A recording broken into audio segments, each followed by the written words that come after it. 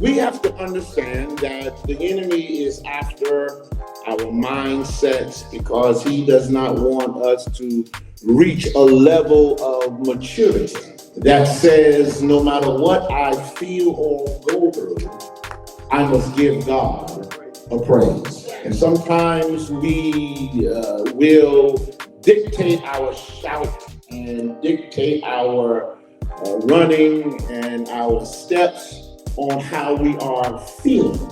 But if you really have a maturity in God, you don't let things stop your praise.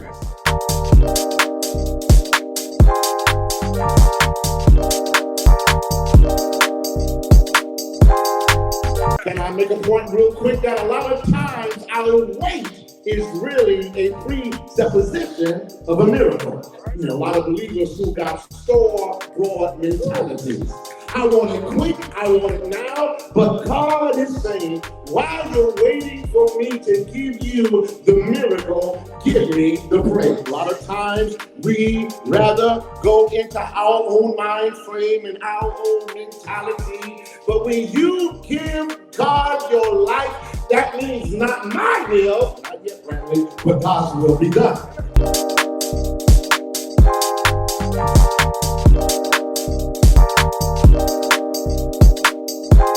You don't know your spiritual maturity until you learn how to praise God in the midst of your battle. But there's a progression, there's a maturity that when you come to church, praise God, or you go on your job, you tell yourself, I'm not going to let the enemy take my time and give it back to the devil.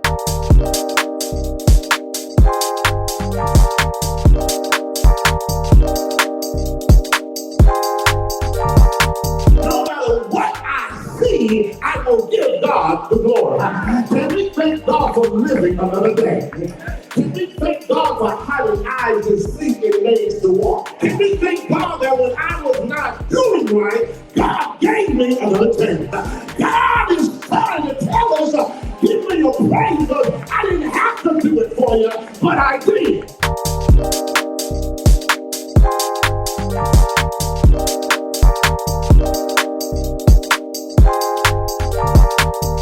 We cannot let people get us so sidetracked that in the midst of the praise of people, we forget about what God called you to do. But when you really understand your call on God, whether someone click it or not, I told the congregation, as long as God is following me, I'm good. Come on, somebody.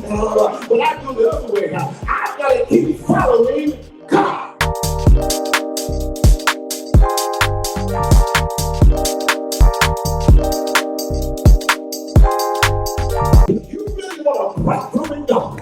You have to learn to praise God even when it hurts. A lot of you guys are more spa mentalities. You want everything nice and by God. You get your pedicure and your manicure. And you think everyone got to like you. But understand, you really gone and broken God when you take the pain and you still give God a praise.